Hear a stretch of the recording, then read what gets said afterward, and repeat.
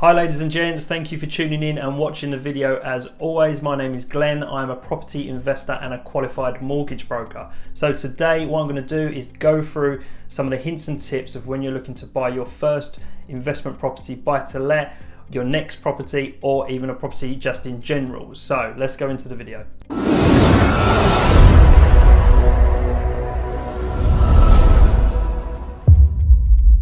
So what is the first thing you do when you see a property that you like and you want to start the process and proceed to putting in an offer? So with property, it always goes back to that age-old saying, fail to plan, plan to fail. You need to make sure that you've got all the pieces in line so you're ready to make that offer. Again, it goes back to preparation. Put yourself in the seller's shoes. So if there's two people, you and one other person interested in that property, and they haven't got their finances in place, they haven't got their mortgage in principle in place, and you have, then you are going to take preference over that other person. So again, being prepared is key. Also, do your research and your own due diligence. Have a look at the market, see what properties are about around that location of the property you're interested in. How much are they selling for? How much have they sold for in the last 6 months to 12 months? And see what the demand is and the appetite of people to buy in that area. Also, look at local amenities. So is the property near shops, road links, trains? Has it got key areas that people would be interested to live around, i.e. a beach or a large park, a woods, somewhere like that? These are all things that you want to make sure you're aware of before you start offering on a property, and these are the key things to be aware of as well on the type of property that you want to buy. Okay, so all of the previous stuff you've done, you're ready, you've seen the property that you want, let's go for it. So what do you do next? How much do you put in as an offer? What is respectable to the vendor?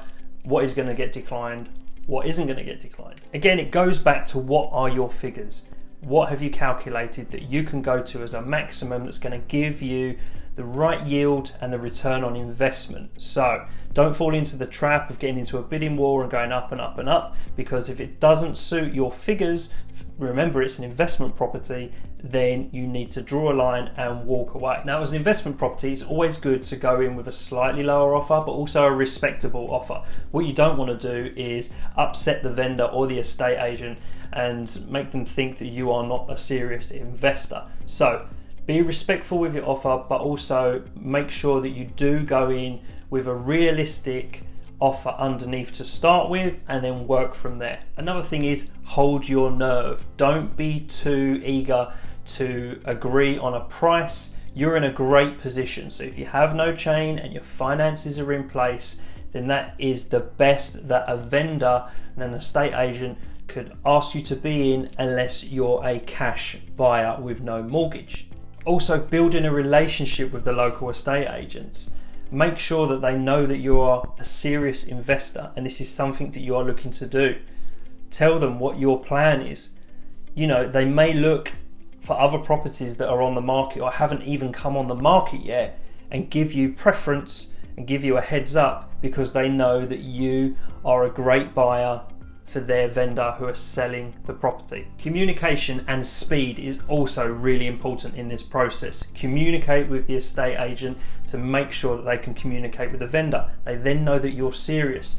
If you're quicker with your responses and you are replying and speaking to the agent, they will feed that back to the vendor. Whereas the next person that may be interested in the property, if they're delayed in their replies and then don't seem to be as serious as you, then that gives you the edge of securing that offer on that property. Also, look at a few different properties in the local area as well within that price range. I know this seems to be the obvious thing, but sometimes when you see a property on Rightmove and your gut feeling is you want that property, you get very, very narrow-minded to look at that property only. Look at the comparisons, look what else is out there. Also, make the agents aware that you are looking at other properties as well. So, you know, you're not beholden to that one property. You do have options. You are in the driver's seat. Also, have fun. Try and enjoy the process. It can be really, really stressful buying a property in general, let alone an investment property. So I know you're going to have all of these worries and concerns, but if you follow these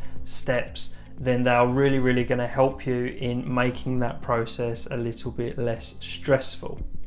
So thank you for watching today. I hope you found these hints and tips really helpful. They really do work. I follow this process and they have really worked for me in buying my previous investment properties. I will use it for my new investment properties, and I even used it for my residential home as well. So they really do work, and I look forward to hearing some of your success stories. Please comment below if you have any feedback on that or any new content that you want us to do. Again, thanks for watching. Send us a like or a subscribe.